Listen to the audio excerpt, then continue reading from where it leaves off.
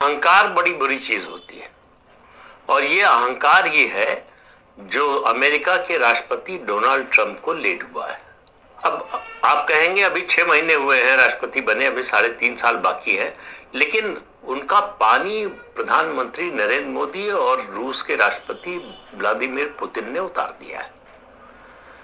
आप मानकर चलिए कि ट्रंप का जो अभी उनकी स्थिति है, जो उनकी साख है, इससे बढ़ने वाली नहीं, घटने ही वाली है। और सिर्फ दुनिया के 2 देशों के नेताओं को, जिनको झुकाने की पूरी कोशिश की ट्रंप ने, उनको लगा कि मैं दुनिया का दादा, जिसको चाहूं उसको झुका सकता हूं, जिसको चाहूं उसको अपने यहां बुला सकता हूं, जिसको चाहूं उससे अपनी बात मनवा सकता हूं। मोदी और पुतिन ने कहा कि गलतफहमी है आपकी। प्रधानमंत्री नरेंद्र मोदी ने 50 सेकंड में डोनाल्ड ट्रंप के 50% टैरिफ की धज्जियां उड़ा दी हैं। लेकिन अब भारत ने अमेरिका के खिलाफ जो कदम उठाया है, उसके चलते अमेरिका की सत्ता हिल चुकी है। अमेरिकी राष्ट्रपति डोनाल्ड ट्रंप से लेकर के अमेरिकी किसान जो वहां पर उपज का बड़ा हिस्सा रखते हैं, उन्हें भी बहुत बड़ा झटका लग चुका है और इसके चलते अमेरिका में किसानों ने विरोध भी करना शुरू कर दिया है। अमेरिकी राष्ट्रपति डोनाल्ड ट्रंप की नीतियां अमेरिका को इतनी भारी पड़ेंगी। इस स्टेज के ऊपर मेरे सामने बहुत सी डेवलपमेंट्स हैं। ग्लोबली स्पीकिंग तो सबसे इंपॉर्टेंट डेवलपमेंट वो है जिस वक्त मैं बात कर रहा हूं, अब से 2 घंटे 3 घंटे पहले, और दुनिया भर के सराय इब्लाग की निगाहें इसके ऊपर मरकूज है। हर आधे घंटे 40 मिनट के बाद इसके हवाले से एक नई स्पेक्युलेटिव स्टोरी जो है वो पब्लिश हो रही है। अमेरिका में, यूरोप में, बरतानिया में, हिंदुस्तान के जराए इब्लाग में, रशिया की तरफ से कि स्पेक्युलेट किया जा रहा है, अंदाजा लगाने की कोशिश की जा रही है कि ऊपर यूरोप के ऊपर अमेरिका और रूस के ताल्लुकात में, अमेरिका, रूस और चीन के ताल्लुकात के ऊपर इसके क्या असरात मुरत्तब होंगे।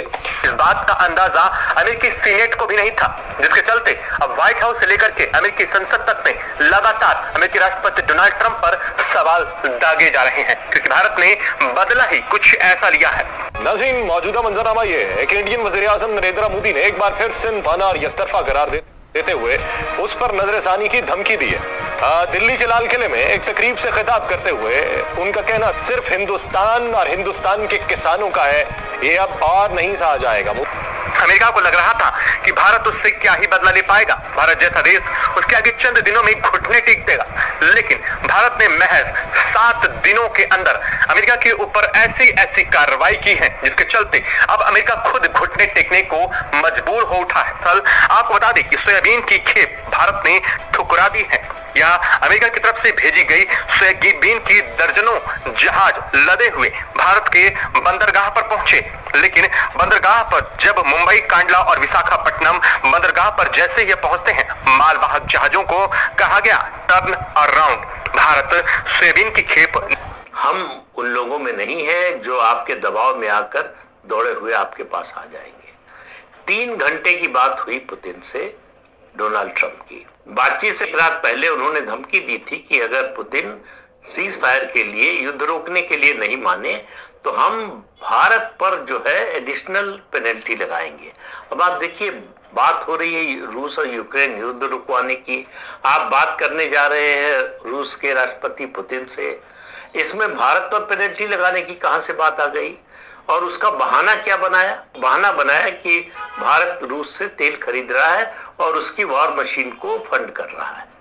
तो आप जो रूस से व्यापार कर रहे हैं, किसको फंड कर रहे हैं? चीन तो हमसे ज्यादा तेल खरीद रहा है, वो किस मशीन को फंड कर रहा है? तो अमेरिका के पास कोई तर्क नहीं है, कोई बहाना नहीं है। किसी भी तरह ये जिद बन गई है डोनाल्ड ट्रंप की कि मोदी को भारत को झुकाना है, और मोदी ने तय कर दिया कि भारत को झुकाने की ताकत डोनाल्ड ट्रंप में नहीं है। होंगे वो दुनिया के सबसे शक्तिशाली देश के राष्ट्रपति, लेकिन भारत जो है वो 10,000 साल पुरानी संस्कृति वाला देश है। हम एक कल्चरल नेशन है, सांस्कृतिक देश है। हमको झुकाने वाला, बड़े बड़े आए झुकाने की कोशिश करने वाले, और वो मिट गए, उनका पता नहीं है आज। मुगलों के वंशज कहाँ हैं, उनका कोई नाम लेवा नहीं है। अंग्रेजों की हालत ये है, आज वो हमसे व्यापार करने के लिए ज्यादा बेचैन है, बेचैन थे, FTA हो गया है। अब ब्रिटेन की इकोनॉमी भारत की इकोनॉमी से पीछे हो गई है, जिसे डोनाल्ड ट्रंप डेड इकोनॉमी बताते हैं। तो पुतिन से 3 घंटे की बातचीत हुई डोनाल्ड ट्रंप की। तो युद्ध रुकवाना तो दूर, वो युद्ध रुकवाने का आश्वासन भी नहीं ले पाए पुतिन से। और पुतिन अपनी शर्तों पर अड़े रहे कि जितना हिस्सा ले लिया है वो तो छोड़ूंगा नहीं, कुछ और हिस्सा चाहिए। साथ में एक अमेरिका की दूसरी शर्तें मानने से मना कर दिया कि यूक्रेन में जो रिकंस्ट्रक्शन होगा अगर युद्ध रुक जाता है तो उसमें अमेरिकी कंपनियां शामिल नहीं होंगी। अब ये तो ट्रंप के लिए बहुत बड़ा सदमा है कि उनकी तो सारी उम्मीद इसी पर है कि युद्ध रुके, इजराइल और हमास का युद्ध रुके, रूस और यूक्रेन का युद्ध रुके, वहां रिकंस्ट्रक्शन शुरू हो और उनके परिवार की कंपनियों, देश के बारे में नहीं सोच रहे हैं, उनकी परिवार की कंपनियों को ठेका मिले। आपको मालूम है कि ट्रंप का परिवार जो है रियल एस्टेट के बिजनेस में है, और उनके दादा और पिता का बनाए, उनके दादा ने ये बिजनेस खड़ा किया था, उनके पिता ने आगे बढ़ाया और ट्रंप ने इसको बर्बाद कर दिया था, दिवालिया हो गए थे। अब फिर से राष्ट्रपति होने का फायदा उठाकर वो अपने परिवार के इस बिजनेस को बढ़ाना चाहते हैं, तो उनकी कोई सुनने को तैयार नहीं है। ब्राजील जैसा देश भी, उसने भी ठेंगा दिखा दिया है डोनाल्ड ट्रंप को, और डोनाल्ड ट्रंप कुछ नहीं कर पाए। भारत को झुकाने की कोशिश की और भारत को झुकाना तो दूर, भारत का कुछ बिगाड़ भी नहीं पाए। ये जो उन्होंने टैरिफ की घोषणा की है, इससे भारत पर कोई असर नहीं पड़ने वाला। कोई असर से मेरा मतलब ये नहीं है कि कोई असर नहीं पड़ेगा, लेकिन कोई ऐसा असर कि जिससे भारत विचलित हो जाए और कोई भी समझौता करने को तैयार हो जाए, ऐसा कोई असर नहीं पड़ने वाला। ट्रंप के इस कारनामे के कारण, ट्रंप की इस मूर्खता के कारण, मैं कहूंगा, ये शब्द कड़ा शब्द है, किसी देश के राष्ट्रपति के बारे में नहीं इस्तेमाल करना चाहिए, लेकिन मुझे लगता है अगर किसी के बारे में इस्तेमाल किया जा सकता है तो वो डोनाल्ड ट्रंप है। उसके कारण भारत और चीन के संबंध में सुधार होना शुरू हो गया। भारत और चीन एक दूसरे के दुश्मन है, इस गलतफहमी में मत रहिए कि चीन और भारत दोस्त बन जाएंगे। अभी इस समय दोनों को एक दूसरे की जरूरत है, दोनों को साथ आने में दोनों का फायदा दिख रहा है, इसलिए भारत और चीन साथ आ रहे हैं।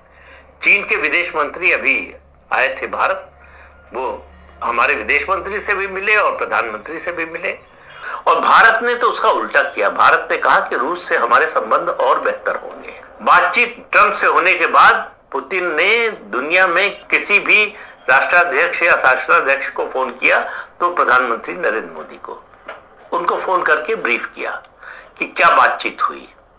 ये करने में जब जो अलास्का में जो पुतिन और जो डोनाल्ड ट्रंप के बीच में जो मीटिंग हुआ, मीटिंग होने के बाद जो तुरंत पुतिन ने पहले किसको फोन किया? हिंदुस्तान का प्राइम मिनिस्टर मोदी जी को फोन किया। हिंदुस्तान का प्राइम मिनिस्टर जी मोदी जी को फोन किया। दोस्तों, ये बहुत बड़ी डेवलपमेंट जो हुआ है, मतलब जो रशिया और यूक्रेन के बीच में जो ये वार चल रहा है, ये वार को लेके जिस तरह भी डिस्कस हुआ है, मतलब अमेरिका के अंदर, तो डिटेल्स में बताया दोस्तों। लेकिन ये बर्दाश्त नहीं हो रहा है अमेरिका को भी और यूरोप यूनियन को भी। दोस्तों, बर्दाश्त कैसे करेगा दोस्तों? जिस तरह ये लोग डोमिनेट करना चाह रहा था हिंदुस्तान को, मतलब हम डोमिनेट करेंगे हिंदुस्तान के साथ, दूसरा कंट्री नहीं आएगा सपोर्ट में, लेकिन अभी खुले मतलब ओपनली हिंदुस्तान के साथ मतलब आ रहे हैं दोस्तों, हिंदुस्तान को ओपनली सपोर्ट कर रहे हैं दूसरा कंट्री। अभी चाइना भी आ रहे हैं, देखिए ब्राजील भी आ रहे, इजराइल भी आ रहे दोस्तों, ईरान भी खुले हम हिंदुस्तान को सपोर्ट कर रहे हैं। तो हिंदुस्तान को जो ये लोग डोमिनेट करना चाह रहा था, मतलब अभी देखिए पुतिन जिस तरह भी इम्पोर्टेंट दिया हिंदुस्तान का प्राइम मिनिस्टर जी को, जिस तरह उसने पहला फोन हिंदुस्तान को प्राइम मिनिस्टर को किया है दोस्तों, ये बहुत बड़ी डेवलपमेंट है। पुतिन पहले हिंदुस्तान का प्राइम मिनिस्टर जी को फोन किया, उस मीटिंग में क्या कहा, मतलब क्या क्या डिस्कस हुआ, मतलब जो यूक्रेन वार को लेके दोस्तों। तो ये तो अमेरिका कैसे बर्दाश्त करेगा? जो अमेरिका, जो रशिया और जो हिंदुस्तान का ये दोस्ती, ये तोड़ना भी चाहता है, जिस तरह भी टैरिफ लगा रहा है, क्योंकि ये लोग दोगलापन है। देखिए पुतिन डोनाल्ड ट्रंप के सामने जो अमेरिका खुद रशिया से मतलब ट्रेड कर रहा है, 20% बढ़ गया है, मतलब पहले से 20% बढ़ गया जो अमेरिका खुद ट्रेड कर रहा है। जब हिंदुस्तान ट्रेड करता है ये लोग को यूक्रेन और रशिया का वार का याद आता है।